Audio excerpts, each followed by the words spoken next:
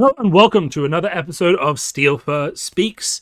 My name is Steelfur, aka Finbar, London-based TCG player and content creator. And before I start, this episode is sponsored by Displate. No, I'm joking. So I won a competition. I think it was some World of Warcraft streaming competition. I got 3 free Displates, which made that joke possible. So thank you, Displate, for enabling content creator humor. Today's discussion, all very is the banned and restricted announcement. Let's get that up, guys. Let's get that up. Obviously, this happened sort of last week or so, but I feel like this is kind of the best time to talk about it because we've got Indianapolis going on, and we're already going to start to see the effects of this, I think, this weekend. So we can talk about it today, and then we can talk about it in retrospect once we've seen this come out. But, I mean, this is a great change. This is a great list, right? Let's get down to it. Everyone was hit with this, and we've got some really good logic for why all these things were hit. So, Belittle's an interesting one, right? Because we have developers commented as saying that, like, the reason they didn't want to ban Belittle is it would just force all the aggro decks to play zero-cost attacks and redline, and they thought that it was more interesting for the game to have them be able to play other attacks, right? It's a good enough reason for keeping Belittle in the game. But they finally kind of decided and agreed with what everyone said.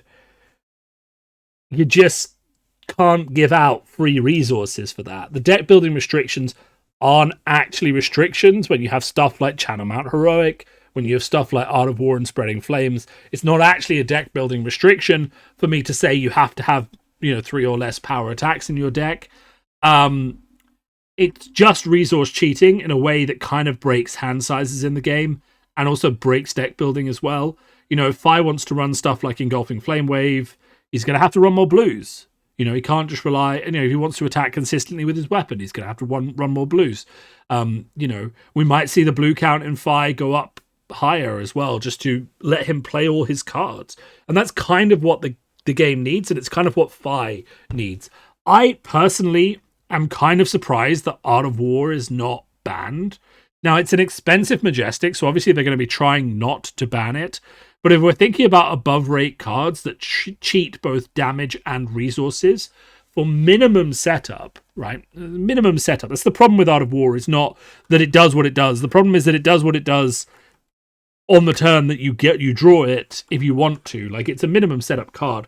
You could very easily remove Art of War, and you're kind of just removing power turns from aggro decks. Now, there's a question on that because, aggro decks need power turns to beat fatigue decks, and they need to set up those power turns, and that's kind of what Art of War is there for. But every time Art of War comes up, it just feels like my aggro opponents get something for free, and don't really have to risk that much.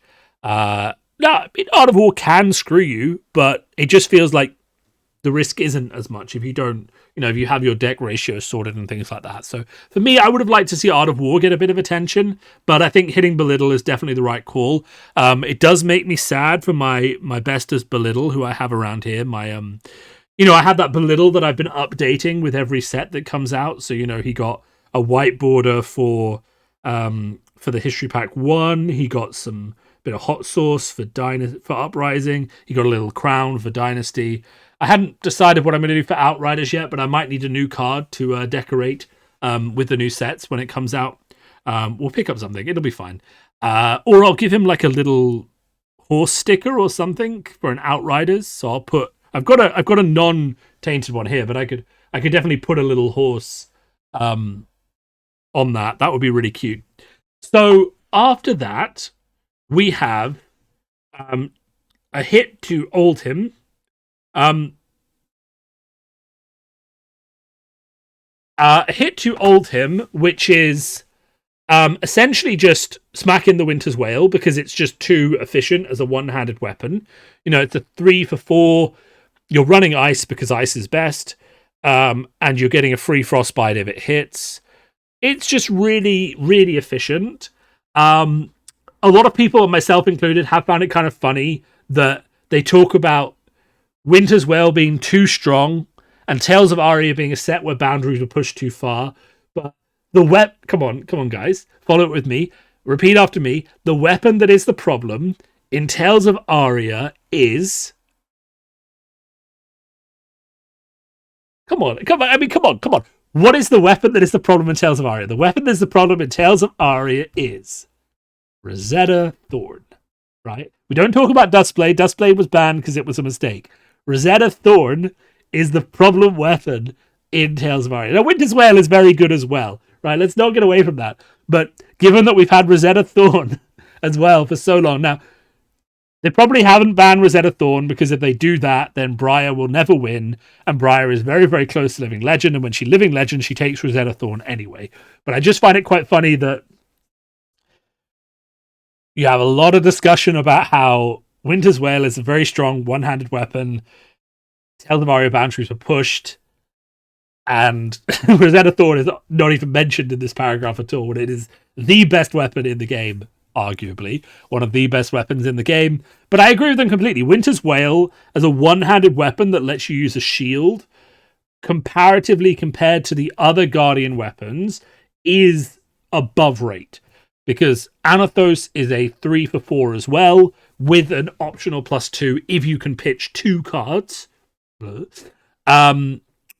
Sledge is pitch 2 for 6. That's kind of good. And then you have Winter's Wail, which is a 3 for 4, but it has a control effect. 4 is a really hard number to block. Now, if Winter's Wail had been a 3 for 3, probably would have been fine. In fact, actually, to be honest, I do wonder sometimes if they should be making errata rather than these bans. Like, what if they tried Winter's Wail at a 3 instead of a 4? Because I really do feel like playing Titan's Fist with Oldhim and a shield is just going to feel bad. I like having his signature Frosty weapon there. But I do feel like maybe the problem with it is just that it attacks for too much. Because 4 is hard to block with 1 card, whereas 3 isn't. And, but 3 is hard to block with 1 card for the aggro deck. So if it was 3 for 3 with a Frostbite, it would still serve its role as disrupting, Fi and aggro decks, but it wouldn't disrupt other decks as much, right? Anyway, that's just a thought. I would have wondered if they might have tested an errata for that instead of the ban, but I understand why they've banned it. It's definitely above rate. The other 2 cards we can talk about just briefly, Hypothermia and Amulet of Ice. Hypothermia is just... they've called it out in the article. It's just a crazy card. Against Icelander, you can't really see it. Well, you can see it coming, but you can't do anything about it.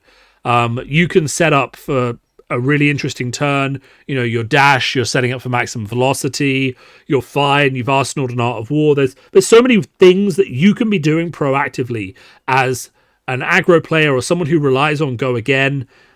And Icelander can just say no for free, and you get a Frostbite.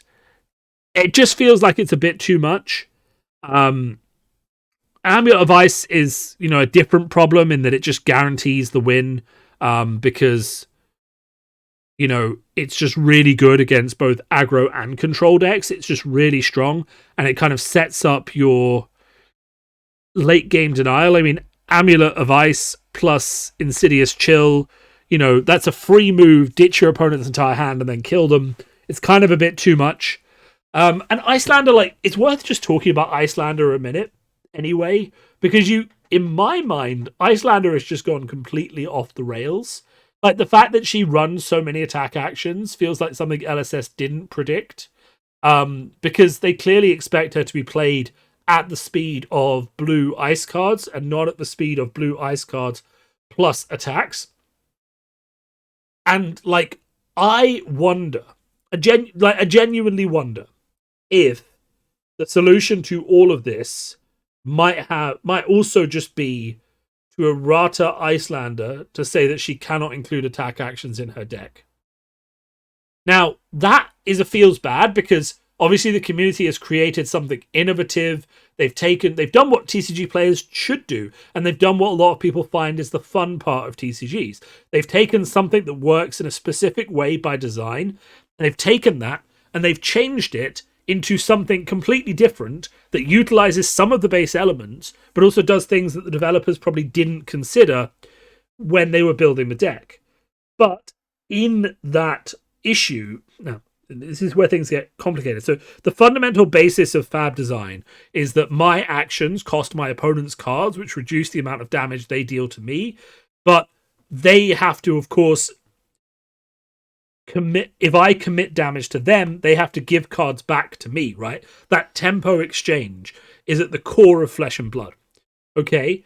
And the problem with heroes like Icelander running both attack actions and the instant speed blue ice cards is that they play on that axis on both turns, thereby not only demanding resources from my current turn, also demanding resources from my next turn at the same time, right?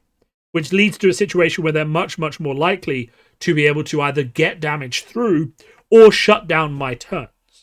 Okay? So we're in that situation where Icelander can attack me for 7, I block, and then on my turn also shoot. And then on my turn also shoot me for 6, which I then have to, and then I don't have, then my turn is over, right? Because I only had 2 cards anyway, so I'm either blocking the physical damage or the arcane damage. It's why this Bull Icelander deck works so well. But Icelander is not meant to function like that. Arguably, and here's an interesting question, just an interesting proposition, is in the next supplemental set, do you power creep ice cards, hoping that it will lure people away from the style of Icelander they're not supposed to play? Do you print, or do you just print more ice cards and hope that it becomes more attractive? You give people better combo options so that becomes more attractive. Icelander's already quite strong on the combo front. Or do you just continue and let Icelander be what she is until she living legends, right? Do you just let it go on, or do you actively interfere? That's something I'd like to hear responses from in the comments, because I'm genuinely not sure. But I mean, we've seen Briar changed because her ability just didn't lead to, she was too powerful, right? And it was leading to a weird play style. Icelander being changed in a similar way, maybe her attack actions of her get -2, maybe because she's frail, she's a wizard, maybe she has some other caveat put in, because the ability to play blue ice cards from your arsenal as an instant and use those cards to give people frostbite is incredibly powerful, and it is worth some sort of drawback. And she doesn't really have a drawback. She just has the positive, potentially because when they were building and testing her, they didn't see the possibility of these attack action decks. I could be wrong. They could have seen it and let it come through, but I don't really know. But what I will say is that it feels to me like it was unexpected, and it feels like there is a lot of... It just closes up design space for Icelander as, it just closes up. Yeah, I'm just gonna say that it just closes up design space for Icelander because she's limited now. Because if they give her powerful cards that aren't heavily synergistic with ice, and don't slot into this Bulllander deck, then she's just going to get more powerful, right? If we replace Hypothermia and Amulet of Ice with a Majestic that does more control or more damage, then you just put that into the deck and you just play the deck you're currently playing with more tools, right? And she's already very strong. So I feel like the deck building cost to me in Icelander needs to change to punish her playing attack actions. And I think you could also just extend that to the entire wizard class. Is there anything wrong with putting a deck building stipulation on a wizard to say wizard, Kano and Icelander and the next wizard cannot play attack actions? Because they're not trained to do that. You could just make it so that wizards can only play non-attack actions. It's fine. I mean, it's a thematic change. It feels bad because it limits creativity, but equally, I don't know. Otherwise, you're in this constant situation because wizards will always have this problem. The only reason it hasn't been as apparent before is that Kano always did it to you on the last turn where he was trying to kill you, because then he'd go he'd go attack on my turn and then attack on your turn. And he would do that when he was trying to kill you. He wouldn't do it as often during the course of the game because he needed to block. He needed to keep his life total high. That's why he only has 30 life, right? But Iyslander can do it a lot cheaper, a lot more regularly. And a lot of those problems would just be solved by saying she can't play attack actions. But we're not doing that. We're saying Hypothermia and Armor of Ice are gone because they just do a bit too much and they enable too much. So, that's a good change. And I am really interested to see what comes out on the top. I'm not doing tier lists. I might do one at some point before the next Pro Tour, but let's just say that tier lists are a bit weird. And I don't think they're necessarily the best way to do it, unless you're going to have a big discussion about why things are in different places on a tier list. And I'm not currently equipped for that because I haven't been playing as much as I could be. So I will just say that I feel like Fi is still going to be pretty much on the top of this. Icelander's still going to be up there. I do think Oldhim falls down a bit. I think Bravo might rush in to fill that spot. Just because I think Bravo has a better game against Fi and Iyslander at the moment. So I kind of see those as my top three heroes. Bravo, Fi, Iyslander. And I think Dory creeps up a bit as well, actually, to be honest. And if Fi wasn't so prevalent, I would see Dromai rising up to counteract Iyslander and Oldhim or Bravo. But as Fi is still very prevalent, I wish you Dromai players luck. I will not play Dromai into a Fi meta ever again. That was an unpleasant experience. Anyway, thank you all for listening for these takes on the meta. Steelfur Speaks is coming back as a more regular content platform. So thank you to everyone who has stayed subscribed during my break. I do really appreciate it. As I said, I tried to be fair to everyone. I cancelled my Patreon, so I didn't feel like people were giving me money when I wasn't doing any work. And I did sort of, tell everyone I'm just kind of chilling out a bit. I did do the draw for the giveaway that I was doing before I started my break. I know it got very delayed, but I did do the draw for that. I have posted the results, I think, in my Discord channel.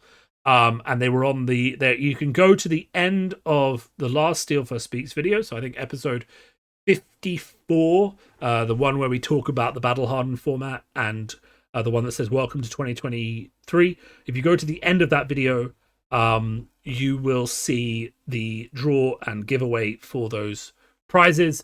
Obviously a few people won some stuff, so you know who you are. And if you have won something and you have not collected it or told me where to send it yet, then please do. Dalton, I think you won the playmat, so if you're watching this, send me your address so I can send it to you, because that would be good. I have to get rid of these playmats somehow. There will be more giveaways this year. I will be a bit more strict about getting things out on time. As you can tell, I've kind of just had a busy few months and everything is kind of running behind schedule, including content creation. So here we are. Have a great February. If you're playing in the Battle Hardened, which is happening while the calling, which is happening while I'm recording this video, then good luck. I look forward to seeing what you come up with.